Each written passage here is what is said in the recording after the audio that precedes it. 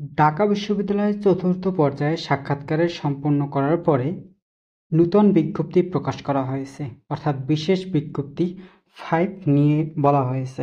এখানে বলা হয়েছে বিষয় মনোনয়ন সংক্রান্ত বিশেষ বিজ্ঞপ্তি 5 নাম্বার 5। তো বলা হয়েছে বিজ্ঞান ইউনিটে যারা রয়েছে তাদের ক্ষেত্রে 5 বিজ্ঞপ্তি প্রকাশ করা হয়েছে। তো বলা হয়েছে 2024-25 শিক্ষাবর্ষে ঢাকা বিশ্ববিদ্যালয় বিজ্ঞান ইউনিটভুক্ত ইনস্টিটিউট আন্ডার গ্রাজুয়েট প্রোগ্রামে ভর্তির চতুর্থ মাইগ্রেশনের মাধ্যমে ভর্তি উচ্চ যোগ্য সকল শিক্ষার্থীদের সাক্ষাৎকারের গ্রহণ সম্পন্ন করা হয়েছে এবং বলা হয়েছে তড়িৎ ইলেকট্রনিক কৌশল ই ফলিত রসায়ন ও রসায়ন প্রযুক্তি ACT বিভাগে প্রয়োজনীয় যোগ্যতা সম্পন্ন প্রার্থীদের না পাওয়ায় এখনও আসন শূন্য রয়েছে। অর্থাৎ এখানে বলা হয়েছে যে এই যে সাবজেক্ট রয়েছে যেখানে ই যেখানে তড়িৎ ও ইলেকট্রনিক কৌশল এবং ফলিত রসায়ন ও রাসায়নিক প্রযুক্তি যেখানে ACT, এই দুইটি সাবজেক্ট চয়েস দেওয়ার পরে যারা সাবজেক্টটি পেয়েছে তাদের ক্ষেত্রে যোগ্যতা সম্পন্ন তাদেরকে সাবজেক্ট প্রোভাইড করা হয়নি। তাই এই দুইটি ডিপার্টমেন্টে অর্থাৎ সাবজেক্টে কিন্তু এখনও আসন ফাঁকা আছে বলে জানিয়েছেন নোটিশে। তো বলা হয়েছে এমতাবস্থায় এই বিভাগে দুটিতে প্রয়োজনীয় যোগ্যতা সম্পন্ন ভর্তি নির্দেশিকা 19 নং ধারা অনুযায়ী যারা উক্ত বিষয় দুটিতে বিভাগ পছন্দক্রম ও দিতে পেরেছিলেন সে সকল ভর্তি ইচ্ছুক শিক্ষার্থীদের এখনও কোনো সাক্ষাৎকারে উপস্থিত হতে পারেননি অথবা মূল ট্রান্সক্রিপ্ট জমা দিতে পারেননি, তারা আগামী 17/6/2025 তারিখ রোজ মঙ্গলবার সকাল 10টা থেকে দুপুর 1টার মধ্যে সাক্ষাৎকারে উপস্থিত হয়ে উক্ত বিষয় দুটিতে ভর্তি হওয়ার সুযোগ গ্রহণ করতে পারবে।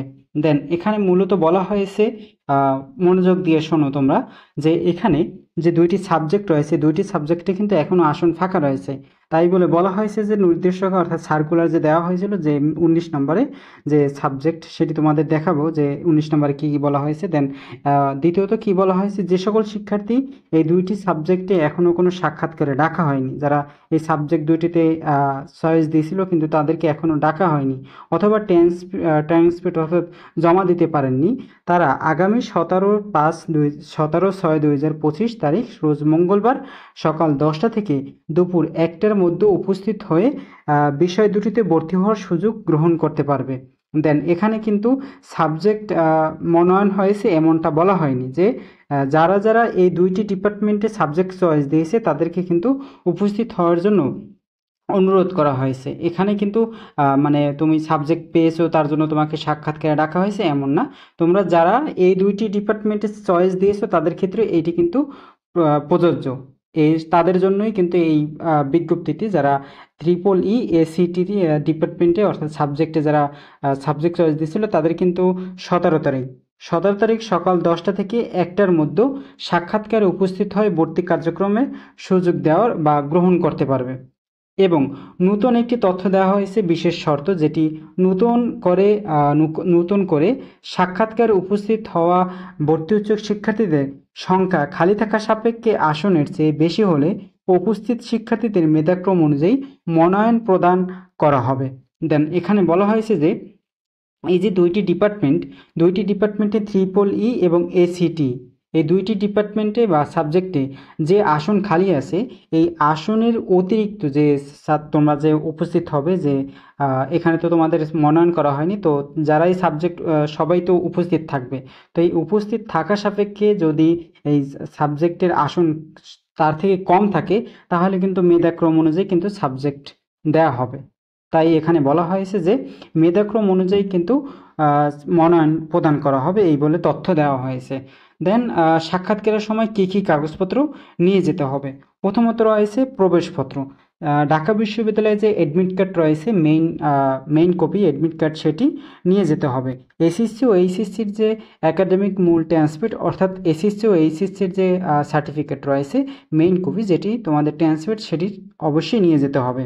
দেন কেন্দ্রীয় ভর্তি অফিসের নির্দেশনা অনুযায়ী অনলাইনে জমা দেওয়া এর রসিদ, অর্থাৎ অনলাইনে যে জমা দেওয়া যে ফি রসিদ দিছো যে ভর্তির জন্য যে ফি দিছো সেই রসিদটি অবশ্যই নিয়ে যেতে হবে।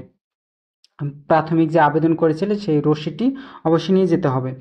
অনলাইনে পূরণকৃত প্রার্থীরা প্রাথমিক আবেদনে বিস্তারিত ফর্ম এবং সাবজেক্ট চয়েস যে দিয়েছো সেই ফর্মটি অবশ্যই নিয়ে যেতে হবে। তার নিচে তোমার তোমার নম্বর এবং তোমার স্বাক্ষর নিয়ে যেতে হবে। এই দুটির নিচে তোমাদের প্রাথমিক আবেদন যে করেছিলে সে ফর্মটি এবং সাবজেক্ট চয়েস দিয়েছে এই দুটি নিয়ে যেতে হবে।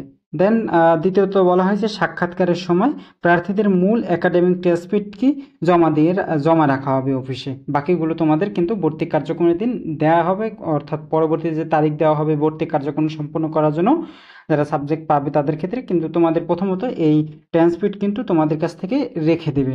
তো বলা হয়েছে মূল একাডেমিক ট্রান্সক্রিপ্ট ডিন অফিসে জমা দেওয়ার সাপেক্ষে তোমরা 20 কপি তোমাদের নিজের কাছে রেখে দেবে, কারণ ডিন অফিসে তোমাদের কিন্তু মেইন কপিটি রাখা হবে, যার কারণে 20 কপি করে তোমাদের কাছে রেখে দেবে, যার কারণে এটি তোমাদের অতি গুরুত্বপূর্ণ এবং প্রয়োজনীয় একটি ডকুমেন্টস। তো পরবর্তী প্রয়োজনে লাগতে পারে, যার কারণে তোমরা 20 কপি করে নিজের কাছে রেখে দেবে।